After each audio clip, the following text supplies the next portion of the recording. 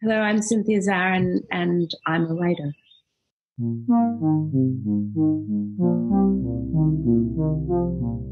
From David Zwirner, this is Dialogues, a podcast about artists and the way they think. Venice is a city of water, and it's a city of mirrors. Every place in Venice, there are mirrors, and the water shines back at them. Your own face shines back at them. And I think you kind of do see your own visage. Hi, it's Lucas Werner. We recorded this episode recently with Cynthia Zarin, the award-winning poet and longtime writer at The New Yorker. This spring, she was due to publish a book of deeply meditative, personal reflections on two of her favorite cities, Venice and Rome, as the latest in our Ekphrasis series at David Zwirner Books. But then the COVID pandemic hit Italy particularly hard, where we happened to be printing that book, and generally disrupted the publishing industry all over the world. While we await the arrival of Cynthia's title, Two Cities, we decided to call her up over Zoom to talk about her deep ties to Venice and Rome and to celebrate Italy and the joys of travel in general, something we all miss. Plus, we asked her to read two special passages from the book, which are both completely transporting. They really make you feel like you are in those cities with her.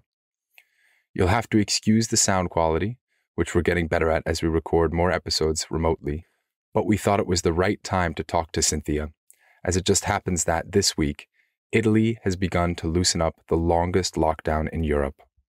We hope that Rome, Venice, and the rest of that country can come back safely. In the meantime, Cynthia can take us on a little trip there.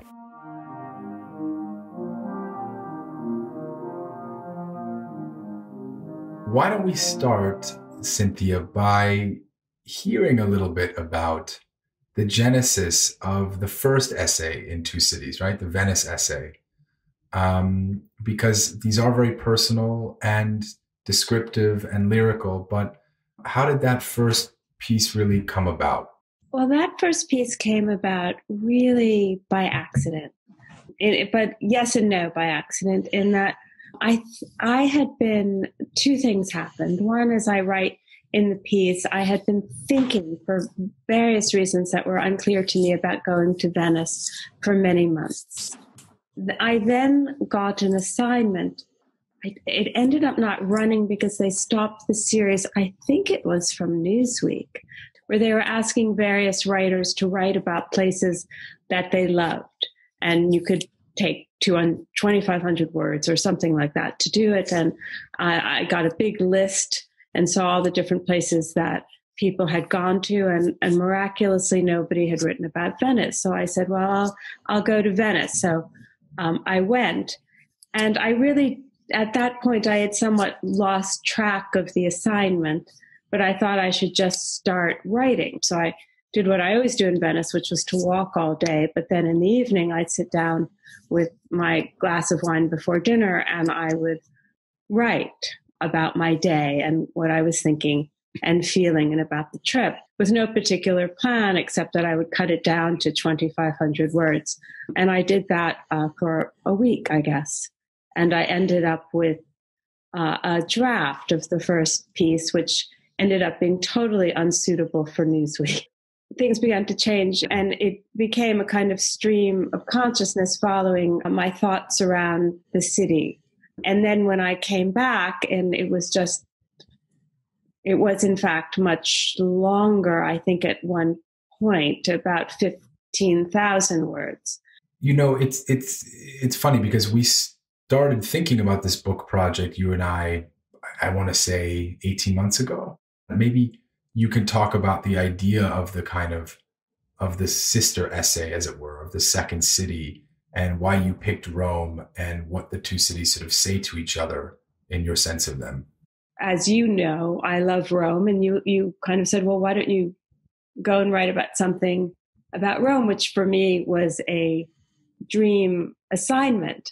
The first time I went to Rome, to Italy, I was in college, and I went with my boyfriend the way many people do. And we, like most college students, we didn't have a cent, and we camped and we stayed in terrible places and so on. But I absolutely fell in love. And I remember we were in Venice. We couldn't even afford to stay in Venice, so we were staying in Padua.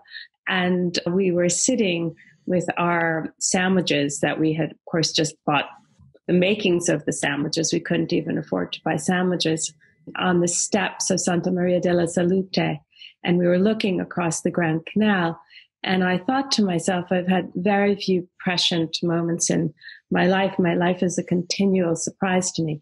But I sat looking across the Grand Canal and I thought, I will come here again and again, and it will be different. And that turned out to be right. I felt some people, I think I say, perhaps in the Venice piece, a friend that I was with in Venice during that trip said that she always felt uncomfortable in Venice. She felt that it was too much. And I think I loved the too muchness of Venice and the combination of the extreme beauty and the quiet and even the press. There's been nothing that I just felt right away, I want to come here again and again. I think this is true for many people. From the first visit through some of the other ones, there's a sort of entanglement with questions of romance, right? The kind of, I think, grandeur of the city, the aloneness of the city, and, you know, in your piece, also the memory of romance and the way that plays into the experience of the present.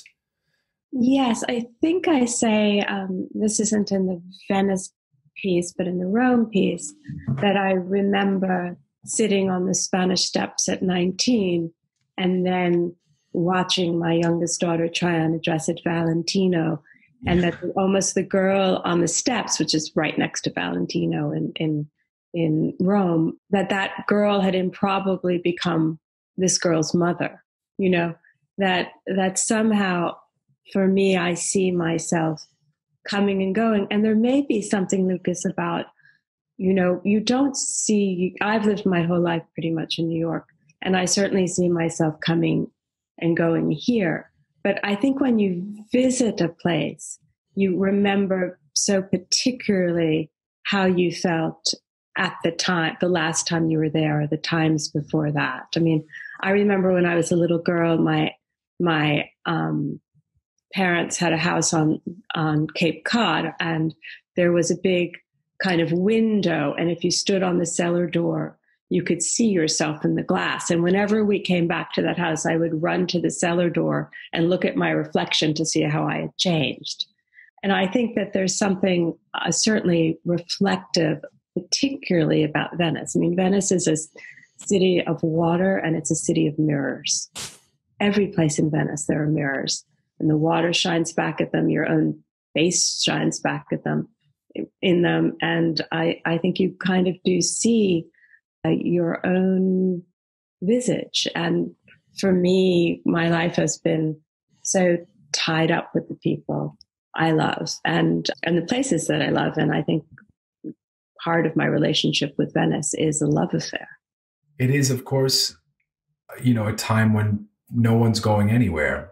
And I think in a funny way, this book, which would have come out, you know, in the next month or two, is strangely particularly timely now, because it is this transporting sense. I mean, how do you think about these projects, or at least maybe we start with the Venice essay, in light of where we are, you know, currently, all, you know, speaking to each other from a distance? I'm sort of curious if they've changed in your mind. Well, I think right now for me, about Italy, about Rome and Venice, there's a quality of heartbreak.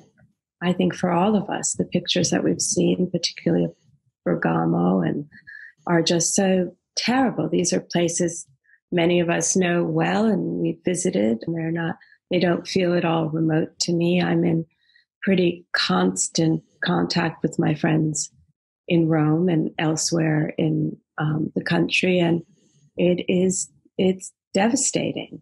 You know, we are now becoming, here in New York, where I'm speaking from, a mirror of that calamity. You know, there are people I've spoken to who say, I'm going to be thinking twice about getting on an airplane. I can't wait to be able to get on an airplane and to go back to Italy. I feel that I very much want to make that connection and be there, and will do so as soon as it's safe safe to do that and to be part of that life again.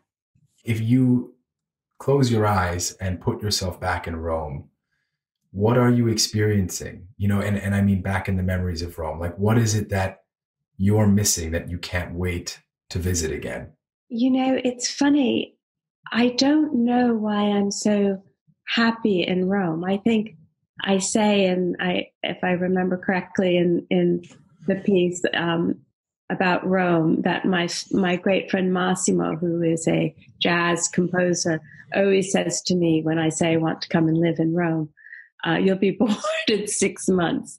And I haven't spent 6 months in Rome, but I've certainly spent 2 months. And I find I often stay at the American Academy in Rome, which is right above the city, above Trastevere. And I walk down the Via Garibaldi and I am absolutely happy. I am happy passing the shops. I'm happy going in to get a coffee. I'm happy crossing the Ponte Sisto and walking up to have a drink at the bar with my friends. There's a feeling for me of at-homeness in Rome, and the idea of a part of my life occurring there that I really am at a loss to explain. I am enamored. You never can really tell why you fall in love with a person, can you? I mean, you can say lots of things, but it's all completely meaningless. So for me, it's the same feeling about Rome. Just I am happy when I come in from the airport and I see the highway sign that says Roma, and I feel always near tears when I depart. Do you have those transcripts in front of you?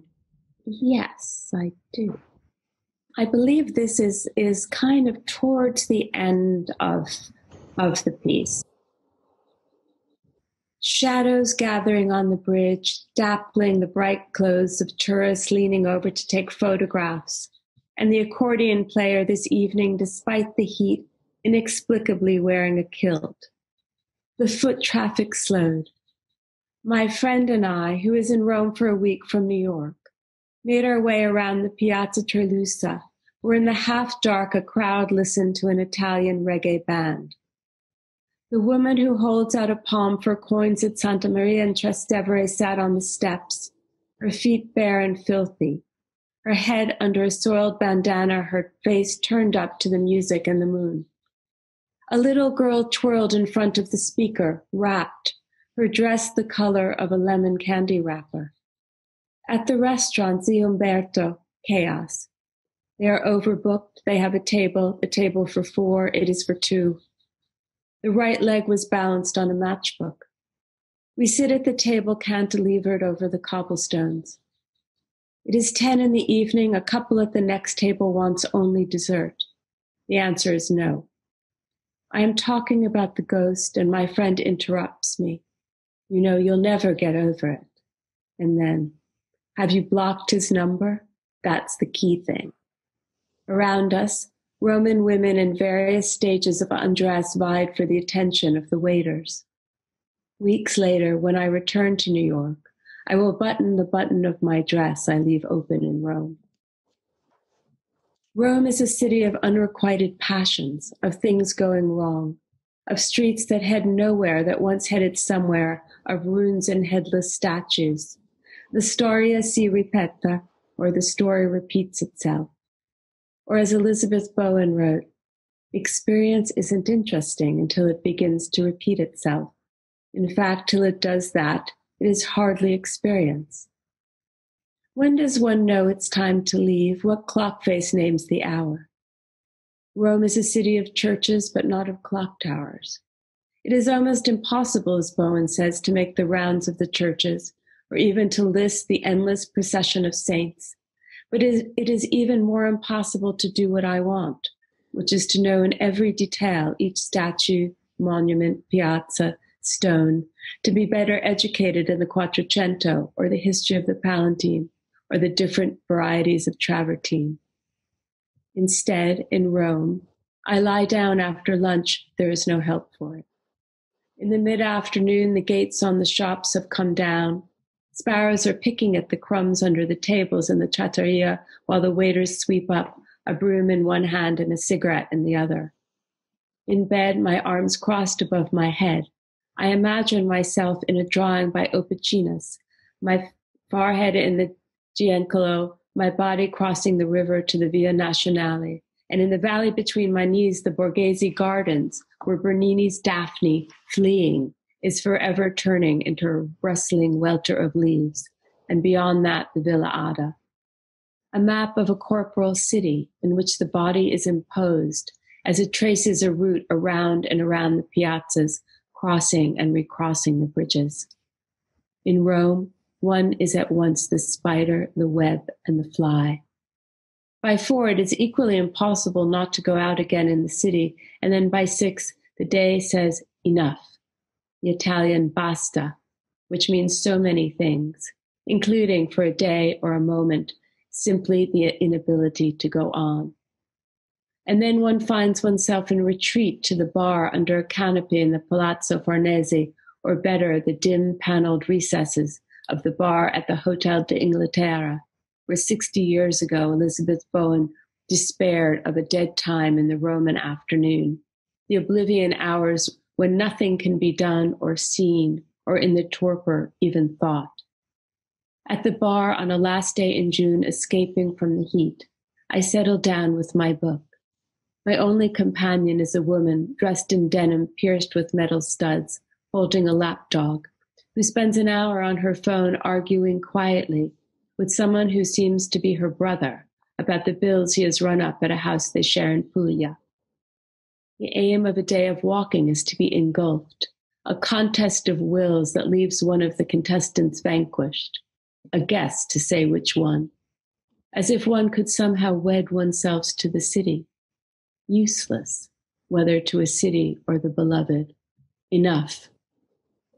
But then one returns with an excuse, a lost glove, a second thought, or barring that, one gives up and cruises the streets like a flaneur. Thank you, Cynthia. I was reminded of something you said earlier in the conversation, which you said before, which is that your life is a continual surprise to you. And I was curious if you would say something about that. Did I say that? I guess, it is also continually surprising. Lucas, even you and I have known each other in different ways for a long time. And here we are talking about Rome in the middle of a pandemic. That's surprising, isn't it? It's so rich with the kind of surprisingness. And I think you see that in the attention to all these details in the city.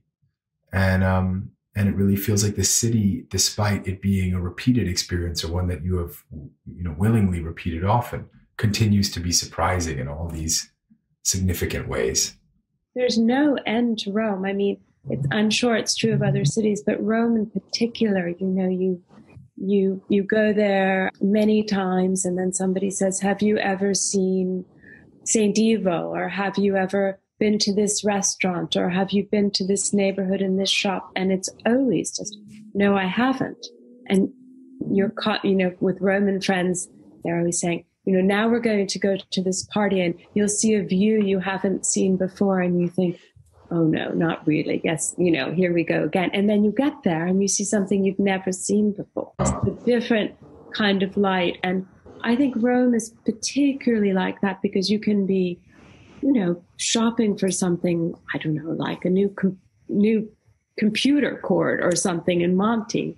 And you're in the shop that's selling you your new piece of electronic equipment, and you walk out and you're walking past the cars that are parked so closely on the street, and you look up and there's an angle of the Forum that you haven't seen before. So there's this feeling not only of around the corner, but underneath.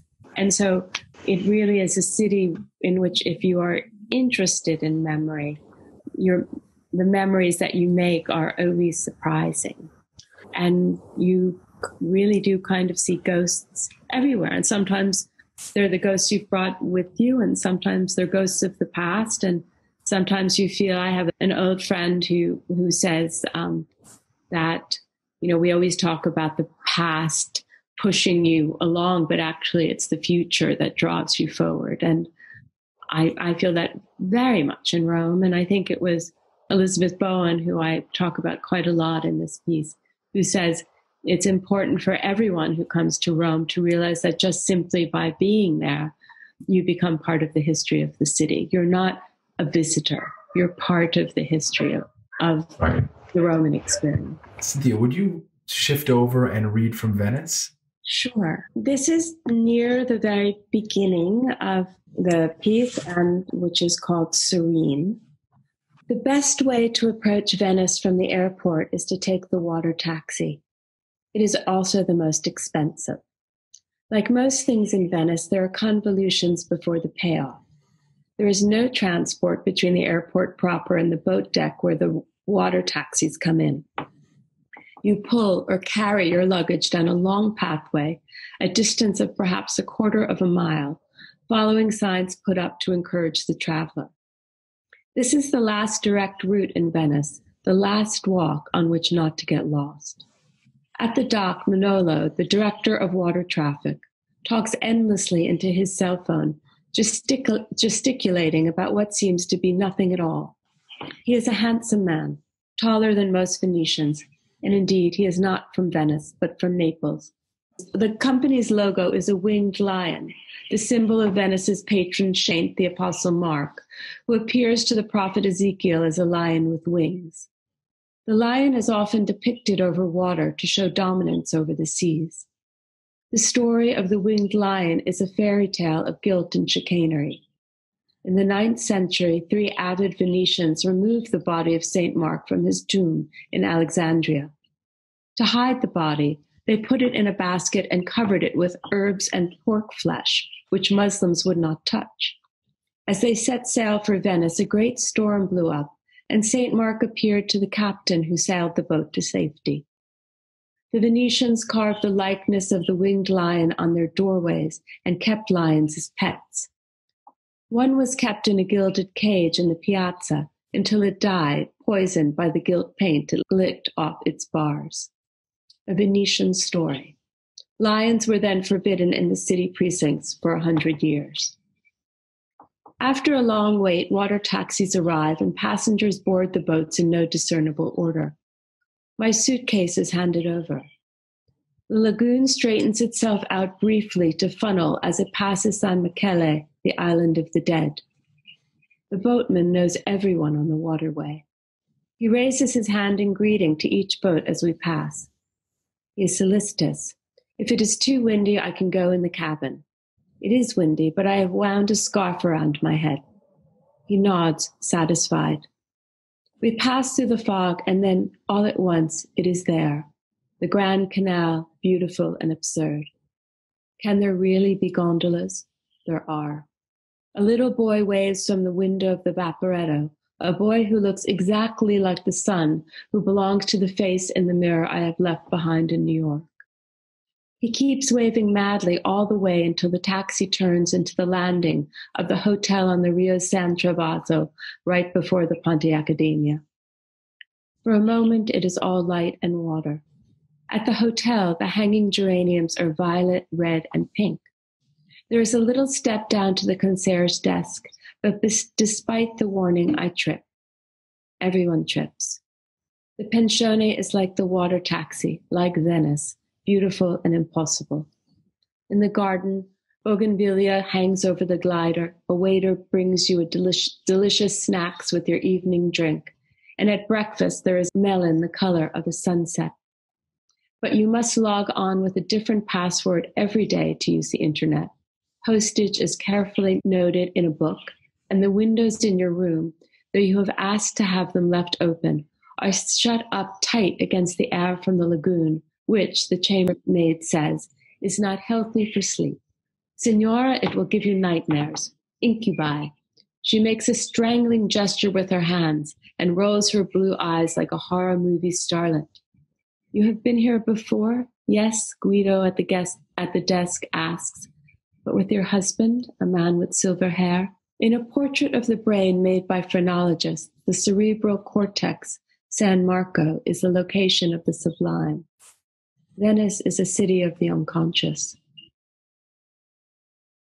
On that note, I think, as you know, in a kind of wonderful, kind of beautiful turn, both these books were printed by our printers in Verona, who are still working through the crisis in Italy, and we're working through the high point of the horrors over there. And the book will come out once it arrives here in the States. But in the meantime, I think this is an amazing window into this beautiful project and also into your way of thinking about writing about cities and memory and feeling. So I want to just say thank you, Cynthia, for taking the time. And I can't wait to see this book out in the world. Terrific. Okay, we'll talk soon. Dialogues is produced by David Zwerner. You can find out more about the artists on this series by going to davidzwerner.com/dialogues. And if you liked what you heard, please rate and review us on Apple Podcasts or wherever you listen. It really does help other people discover the show. I'm Lucas Werner. Thanks so much for listening, and I hope you join us again next time.